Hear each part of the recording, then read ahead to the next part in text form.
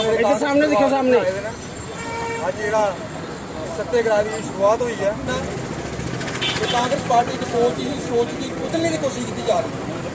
Decision दिया एक ही महीने में पार्लियामेंट है। आज बीजेपी सरकार को उन्हीं के किसी भी विरोध और विरोधी को दबाने के लिए तो दबाया जाता है और वही आज बीजेपी कांग्रेस के किसी भी कार्यकर्ता पे ये लागू करने में सक्षम हो चुकी है। आप किसी भी मुद्दे पे उठाएंगे बोलेंगे तो बीजेपी का सबसे पहला प्रहार होगा कि उनकी नाकामयाबी और उनकी जो कमी है उसको जब भी दर्शाएंगे उसके लिए बोलेंगे तो उस पे आप पे अपने सारे के सारे कानून ला दिए जाएंगे। एक तानाशाही तरीके से उनको दबाया जाएगा और इसकी मिसाल आपने आज देखा होगा कि राहुल गांधी जी की जो सदस्यता वो आज सामने आई है। मैं इधर ही कहूँगा, मैं अपने आपके जो जोर जबरदस्ती का कानून है इसके खिलाफ आज हम सब इकट्ठे ਜਿਹੜਾ ਪ੍ਰੋਟੈਸਟ ਰੱਖਿਆ ਹੈ ਜਿਹੜੇ ਸਾਡੇ ਜ਼ਿਲ੍ਹਾ ਅਧਿਕਸ਼ ਜੀ ਦੇ ਪਰ ਸਾਡੇ ਜੰਮੂ ਕਸ਼ਮੀਰ ਦੇ ਅੰਦਰ ਵੀ ਜਿਹੜਾ ਪੂਰੇ ਦੇਸ਼ ਦੇ ਅੰਦਰ ਹੀ ਲਾ ਲਓ ਕਿ ਅਨਡਿਕਲੇਅਰਡ ਜਿਹੜੀ ਐਮਰਜੈਂਸੀ ਆ ਇੱਕ ਲਗਾਈ ਦਿੱਤੀ ਗਈ ਹੈ ਭਾਜਪਾ ਸਰਕਾਰ ਦੀ ਤਰਫੋਂ। ਔਰ ਸਾਡੇ ਜਿਹੜੇ ਮਾਨनीय नेता ਨੇ ਰਾਹੁਲ ਗਾਂਧੀ ਜੀ ਉਹਨੇ ਕਿ ਕਿਸ ਤਰ੍ਹਾਂ ਕਰਨੇ ਜਿਹੜਾ ਸੰਸਦ ਦੇ ਅੰਦਰੋਂ ਉਹਦੇ ਡਿਸਕੁਆਲੀਫਾਈ ਕਿਸ਼ਨਲ ਤਰੀਕਾ ਹੈ ਕਿਉਂਕਿ ਤੁਸੀਂ ਦੇਖਿਆ ਕਿ ਉਸੇ ਜਿਹੜਾ ਡਿਸਕੁਆਲੀਫਾਈ ਕਰਨੇ ਦਾ ਜਿਹੜਾ ਮਕਸਦ ਹਾਂ ਉਹ ਇੱਕ ਹੀ ਹਾਂ कि राहुल गांधी जी जड़े एक देश की आवाज़ बनी उभरा दे है, जनता की आवाज़ बना दे है, युवाओं की आवाज़ बना दे है। और अडानी पर खास करिए अडानी पर जड़ा है रोज एक नया प्रश्न ले संसद के अंदर आ रहे है और अडानी पर जवाब सरकार को मंगा दे है। हूँ जड़ा ये राहुल गांधी जी की जड़ा दबाने का प्रयास किया गया है।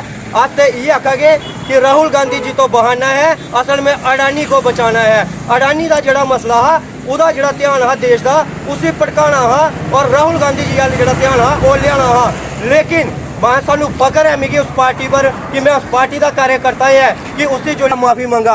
मैं देश की जनता की आवाज़ है और आवाज़ बनी है रोना है और उन्हें माफ़ी मंगने तो साफ मंगा क्योंकि मैं सच्चाई पर चलाना और सच्चाई दे जरा पथ है उसे मैं कभी नहीं छड़गा।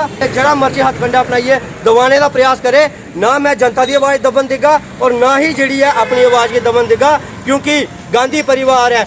और मैं उन्हें भी पूछना चाहना जेडे सवाल चुकते हैं गांधी परिवार पर तो प्रियंका गांधी जी ने भी जवाब दिता कि एक गांधी परिवार वो परिवार है जो देश की आज़ादी तई अपना खून बहाए दा है, देश की बनाने तई अपना लहू बहाए दा है वो गांधी परिवार है। मिगी भाजपा के 3 नेता के नाम दसी दियो कि आज़ादी के पिछे कोई 3 ना ले सकी है कि लड़ाई च शामिल है। तुम कांग्रेस से देखी सकते हो, महात्मा गांधी का उदाहरण ले सकते हो, राजीव गांधी जी ले सकते हो, लाल बहादुर शास्त्री जी ले सकते हो, जवाहरलाल नेहरू जी का नाम ले सकते हो। नाम दसी दो जो सानू पाठ पढ़ाते हैं वो अपने 3 नेता का नाम दसी दें कि कोई 3 नेता उनके आज़ादी की लड़ाई च शामिल है। कि देश च जी आवाज़ है कोई भी विपक्षी दल, मैं ऐसा ये नहीं आखा कांग्रेस के अलावा कोई भी विपक्षी दल अगर अपनी आवाज़ चुकने की कोशिश करता है उसी दबाया जाता है। और आवाज़ की होती है कि कोई महंगाई का मुद्दा चुक कि जनता की आवाज़ बन, कोई बेरोजगारी का मुद्दा चुक युवाओं की आवाज़ बन, कोई जरा साढ़े लोगों का पैसा डुबा रहा है, साड़ी GDP थले जा रही उसी आवाज़ की चुकने का प्रयास कर प्रयास किया जा रहा। मैं अपने जिला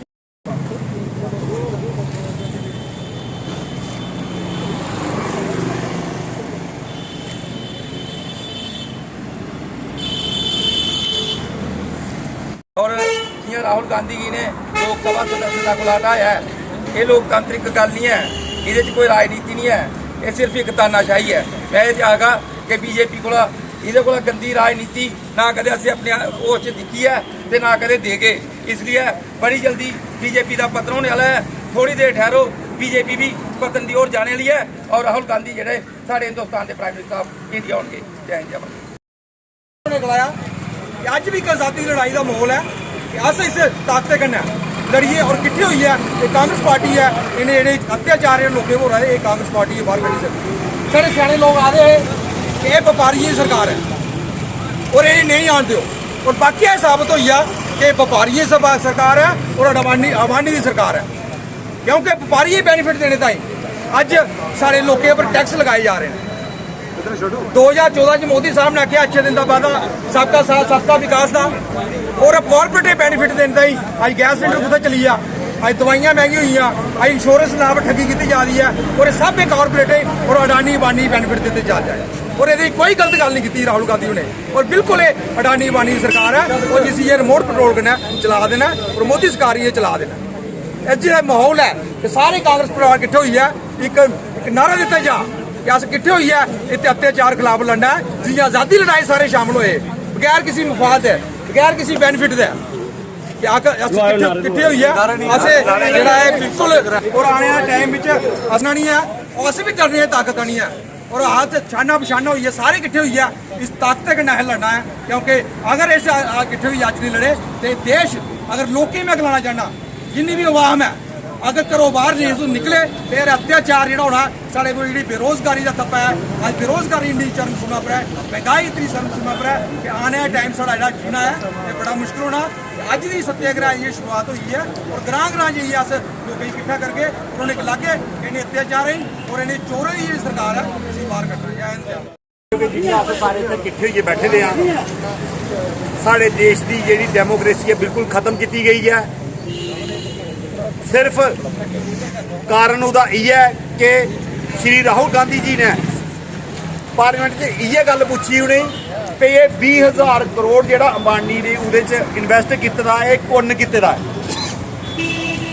उन्हें कहा चोर की दाढ़ी में तिनका उन्हें ये हो डर भाई ये साढ़े लगी पे पोल खुलन इस बंदे ही हूँ चुप कराया तो कियां कराया जाए, लोगों का जो ध्यान है डाइवर्ट कियां किया जाए। इस वास्ते जोड़ा उन्हें एक पहले बोले था कि जेडे नीरव मोदी ललित मोदी ये जेडे देश चा पैसा लेइए नठिए दे ने उन्हें कहा भाई जेडे ये मोदी सरनेम वाले बंदे ने सारे क्या चोर ही ने। इन्ना गल आखने के बावजूद भी उन्हें उनके केस फाइल कराई दिता कोहे को लाते फटाफट इन्हें 2 साल की उन्हें सज़ा दवाई है तो उनकी मान्यता रद्द करा देना भाई ये संसद च नहीं आई सकती। जियां हूँ डेमोक्रेसी का कतल करा देना जे तो वो टाइम कदा कांग्रेस करती तो मेरे ख्याल से जेडे गुजरात च इन्हें दंगे कराए थे जियां साढ़े अमित शाह और तड़ी पार है किते दे इन्हीं देने फांसी बचाड़ी होना चाहिए हा। अपने इन्हें नहीं लब्भा दे पर दूए कोई सारा भी सही गल भी जो पूछा था वो पर फटाफट एक्शन ले दिता। अज साड़ी JNK की हालत दिखी लो, अज जियां साढ़े जतिंदर सिंह होर एक सैमीनार करा देना संडे वाले दिन भी कि सारे एडमिनिस्ट्रेशन की सारी भी महाराज आई है तो साढ़े जेडे वर्कर ने वो भावें कम तुम लीगल आखन भावें इलीगल आखन उनका कम तुसें करना क्या करना कि अपने बंदे ही वो जो मर्जी करन वो बिल्कुल ठीक ने। दूए वाला कोई इन्ना भी कुछ आखी उड़ा तो वो गलत है। इस वास्ते कि जिन्ना अंग्रेजें साढ़े जुल्म नहीं किया उनको ज़्यादा इसलिए ये जुल्म कर लगे ने। मैं बाकी थोड़े माध्यम करना सारे लोगों आवाम की ये आखना चाहना जागो। जियां पहले अजकल फेसबुक तो दिखिए सोशल मीडिया अजकल मीडिया जोड़ा दिखा देना TV चैनल दिखे दे उन्हें खरीदे 99% झूठ के दसा देना। जागो अपने बच्चे का भविष्य सुधारो तो कांग्रेस पार्टी के कन्नै चलो शाना बशाना चलो जो अपने बच्चे का भविष्य सुधारना था पहले तुहानूं लोकें नौकरियां थोई गेइयां हूँ ना तुहाडे बच्चे रोजगार मिलना ना ये कोई साइड का कोई इंप्लॉयमेंट लिया देना कोई प्राइवेट सैक्टर च कुदै नहीं है। इस वास्ते मैं थोड़े सारे अगे इयै अपील करना चाहना कि सारे जने इसलिए बड़ी जी कांग्रेस का साथ दो कि जो गुंडागर्दी चल करा दे BJP वाले इनके खिलाफ चलो। जय हिंद जय भारत। ऐसी अनडेमोक्रेटिक सरकार हिंदुस्तान के अंदर ना पहले कदे आई ना कदे आएगी। पिछले 75 साल के अंदर मेरे ख्याल से जो कांग्रेस की घूमती रही ये लोग भी बथेरा कोई बोलते रहे लेकिन कदे भी इस तरह लोगों को बर्दाश्त नहीं किया गया और हमेशा अनपार्लीमेंट्री तरीके कदे कोई गल नहीं की। लेकिन अज की डेट जो हालात हिंदुस्तान के अंदर पैदा हो मैं लगता है कि बंदा एक दूसरे को देख रहा है और अज लगता है इस तरह के हिंदुस्तान के अंदर इस तरह ग्रह युद्धना शुरू हो जाए इस तरह के लोग आपस में लड़ पैन और ऐसे मतभेद पैदा किए जा रहे हैं लोगों के अंदर कि आने वाले दिनों में लगता है कि हिंदुस्तान के अंदर ग्रह युद्धना शुरू हो जाए। लेकिन मैं समझदा कि बंदे नूं कम से कम अगर अपनी खोपड़ी काम ना करती हो तो महल्ले वाले को अकल लै लैनी चाहिए है, चाइना वाले पासे देखना चाहिए या अमरीका वाले पासे देखना चाहिए कि वो लोग डेमोक्रेसी किस तरह चला रहे हैं और डेमोक्रेसी डेमोक्रेटिक तरीके जो लीडर है उसने क्या गल करता और गल सुनी जाती है। इतने तो पार्लीमेंट ही बंद कर दी जाती है और यह गल कही जाती है कि पार्लीमेंट अं बंद नहीं करते पे तो अचानक बंद हो गई है। ऐसी हालात जितने लोगों की आवाज़ लोग अपनी गल नहीं कर सकते। मैं समझदा कि ऐसे मुल्क के अंदर डेमोक्रेसी नाम की तस्वीर ही रही है। आने वाला टाइम जो हिंदुस्तान के अंदर तो अच्छा टाइम नहीं ਆਏਗਾ ਉਹ ਖਰਾਬ ਪਾਵੇ ਐਸੇ ਹਾਲਾਤ ਬਣੇ ਰਹੇ ਤੇ ਕਾਂਗਰਸ ਇੱਕ ਦਿਨ ਜਿਹੜੀ ਹੈ ਮਰਨ ਵਰਤੇ ਹੀ ਬੈਠੇਗੀ ਔਰ ਭੁੱਖ ਹੜਤਾਲ ਤੇ ਬੈਠੇਗੀ। ਔਰ ਮੈਂ ਸਮਝਦਾ ਕਿ ਸਭ ਤੋਂ ਪਹਿਲੇ ਸਾਡਾ ਜਿਹੜਾ ਪ੍ਰੈਜ਼ੀਡੈਂਟ ਹੈ ਡੋਗਰਾ ਸਾਹਿਬ ਉਹ ਹੜਤਾਲ ਕਰ ਰਹੇ ਭੁੱਖ ਹੜਤਾਲ ਤੇ ਬੈਠਣਗੇ ਤੇ ਬਾਕੀ ਲੋਕ ਉਹਦੇ ਨਾਲ ਬੈਠਣਗੇ। ਇਸ ਤਰ੍ਹਾਂ ਮੈਂ ਸਲਾਹ ਨਾਲ ਕਹਿੰਦਾ ਮੈਂ ਇਹ ਗੱਲ ਕਹਾਂਗਾ ਆਉਣ ਵਾਲਾ ਟਾਈਮ ਜਿਹੜਾ ਬੀਜੇਪੀ ਨੂੰ ਜੜ ਤੋਂ ਖੜਿਆ ਜਾਏਗਾ ਉਹ ਤਾਂ ਹੀ ਕਾਂਗਰਸ ਜਿਹੜੀ ਕਾਮਯਾਬ ਹੋਏਗੀ। ਜੈ ਹਿੰਦ।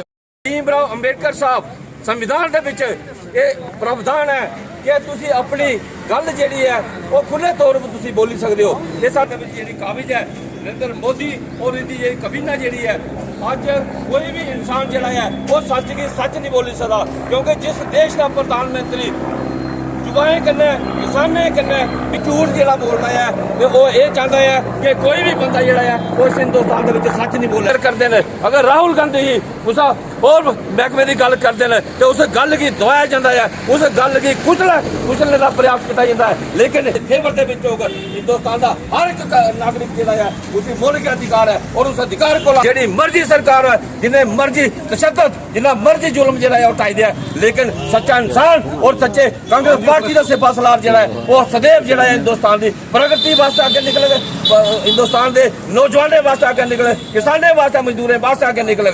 इस वास्ते इन्हें देखा कि हिंदुस्तान के एक वाहिद राहुल गांधी एक ऐसा शख्स है, राहुल गांधी एक ऐसा नेता है कि जिहड़ा खुले तौर के उपर इस केंद्र सरकार का विरोध करता है।